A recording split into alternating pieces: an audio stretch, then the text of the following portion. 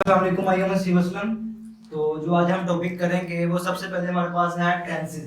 आज हम टेंसेस के बारे में पढ़ेंगे, लेकिन उससे पहले हम थोड़ा सा ना ओवरव्यू देते हैं इंग्लिश के बारे में कि इंग्लिश हमारे पास क्या होती है। बहुत से लोग ऐसे होते हैं जो कि इंग्लिश को कहते हैं कि बहुत मुश्किल है, इसको बहुत मुश्किल काम है, इसको लर्न करना, सीखना और इस पर वर्कआउट करना। तो सबसे पहले इसको बोरिंग भी समझते हैं बहुत ज़्यादा लोग। लेकिन ये अगर हम देखें कि कोई हमारे पास एक दरख्त है तो उसकी रूट होती है। तो रूट जब मजबूत होगा तो आपका जो दरख्त है, ऊपर वाला जो उसका पेड़ है या जो आपके पास फल है वो मजबूत होगा। तो सबसे पहले हम देखेंगे यहाँ पे व्हाट इज टेंसेस। तो टेंसेस इंग्लिश में एक रूट की मानद होता है।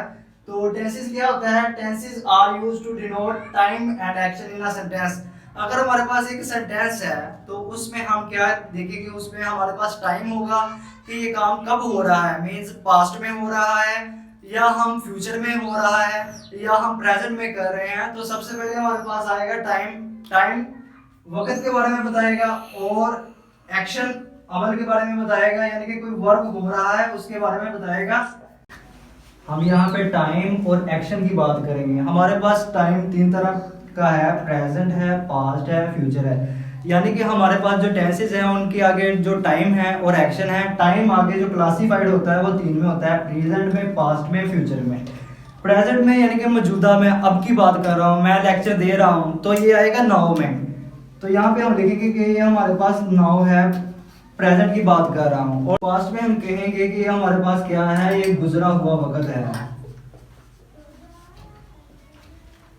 प्रेजेंट में मैं अब की बात कर रहा हूँ, यानी कि मैं कोई खाना खा रहा हूँ, मैं खाना खा रहा हूँ, मैं खाना खा चुका हूँ, इस तरह की बात करूंगा प्रेजेंट में। और पास्ट जो है वो गुजरा हुआ वक्त है, यानी कि मैं खाना खा लिया है, ये आएगा। और हमारे फ्यूचर में आने वाले वक्त की बात करेंगे। उसके बाद हमारे पास एक जो डायग्राम है वो यहाँ पे शो करवाई गई है। तो सबसे पहले जो बीच वाली है वो प्रेजेंट की बात हो रही है, यहाँ पे ये प्रेजेंट है। और ये जो बैकवर्ड में जा रहा है एरो, ये पास्ट की बात कर रहे हैं, यानी कि जो गुजरा हुआ वक्त है। और प्रेजेंट मेन अब की बात हो रही है। और फ्यूचर, ये एरो उधर की तरफ जा रहा है, यानी कि ये फ्यूचर की बात कर रहा है, कल की बात कर रहा है। एक्शन जैसे कि हम पहले पढ़ चुके हैं, एक्शन को हम बोलते हैं कि ये हमारे पास वर्क होता है, कोई काम, किसी काम करने को कहते हैं, और ये टाइम के साथ एक्शन जुड़ा हुआ है।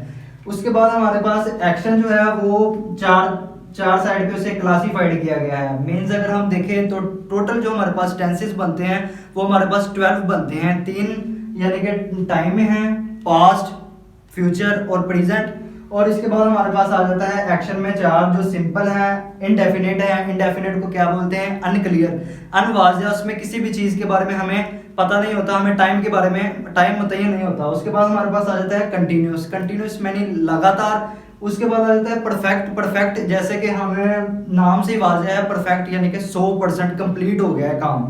उसके बाद हमारे पास आ जाता है परफेक्ट कंटिन्यूस। परफेक्ट कंटिन्यूस में हमारे पास तीन चीज़ें आ जाती हैं जिसमें हम लगातार काम भी कर रहे हैं और हमारे साथ काम हो भी चुका है, और तीसरी जानिब हमारे पास टाइम भी आ जाता है। यहाँ तक था हमारा ओवरव्यू ऑफ टेंसेस।